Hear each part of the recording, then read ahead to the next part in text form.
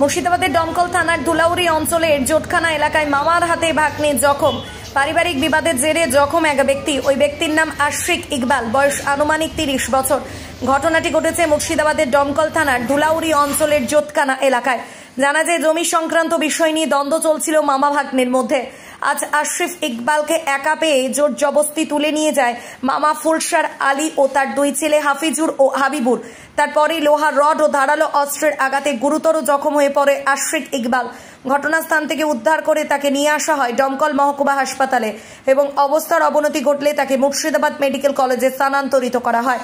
ঘটনার খবর পেয়ে ঘটনাস্থলে পৌঁছায় দমকল থানার পুলিশ এবং পরিস্থিতি নিয়ন্ত্রণে আনে।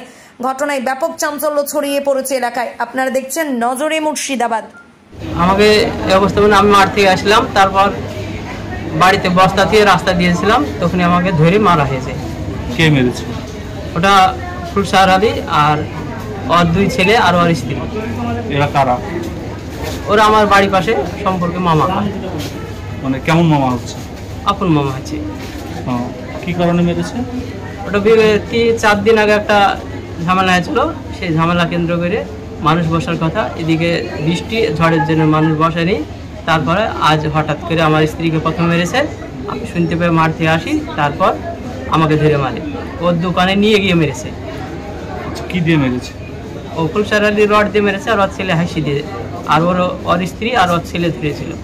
হাসর কোপ মেরেছে মাথায়? মাথায় রডের মাড়ি পড়েছে। হেসো দিয়ে মেরেছে, সোজা লাগেনি, ওটা অন্যজন ধরেছে, কিন্তু উল্টোপাল্টি বাড়ি লেগেছে।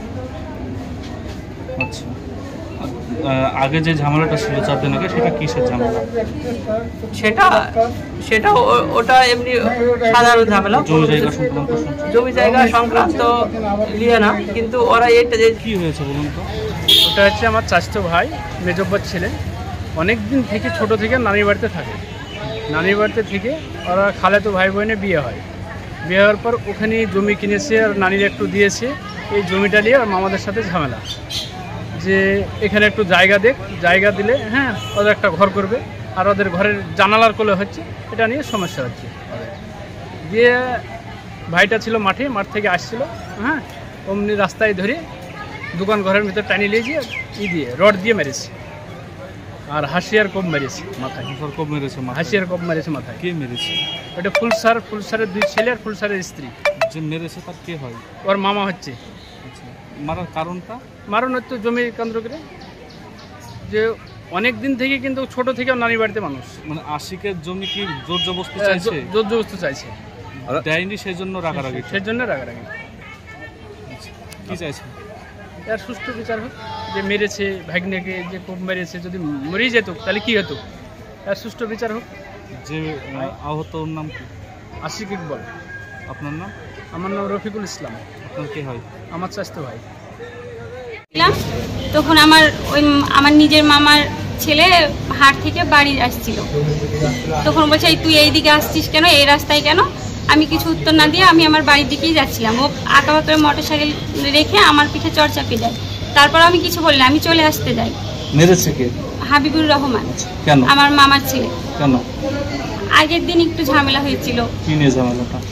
আমার নানি কয়েকদিন ধরে অসুস্থ ছিল, কেউ দেখতে যায়নি।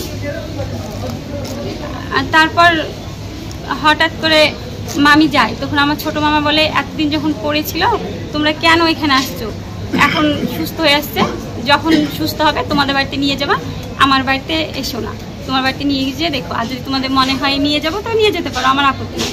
এখন আমার মেজো মামি বলে দেখি আমি আসবো, এখানেই আসবো, যা পারিস তাই করিস, তাই বলে ওকে জোর করে ঢুকে আমার মামাকে মারতে যায়। তখন আমার মা ছিল ওখানে, মা বলে যে তুই এখান থেকে চলে যা, ফালতু ঝামেলা করিস না, অনেক করে নিয়ে আসতে যাই, কিন্তু আসে না। তখন আমার বল আর আমি এইদিকে ছিলাম, আমরা দৌড়ে গেলাম যে কী ব্যাপার, কী হয়েছে, দেখছি এরকম ঝামেলা। আমি আর আমার বর বলছে মামি চলে, তাই বলে জোর করে টেনে নিয়ে আসলাম আমাদের এইদিকে, মামাদের ওইদিকে রাখবো বলে, কিন্তু শোনেই না। স্বামীকে কে মেরেছে?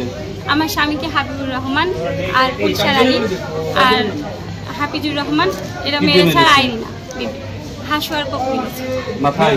মাথায়। মূল কারণ কি, মারার কারণটা?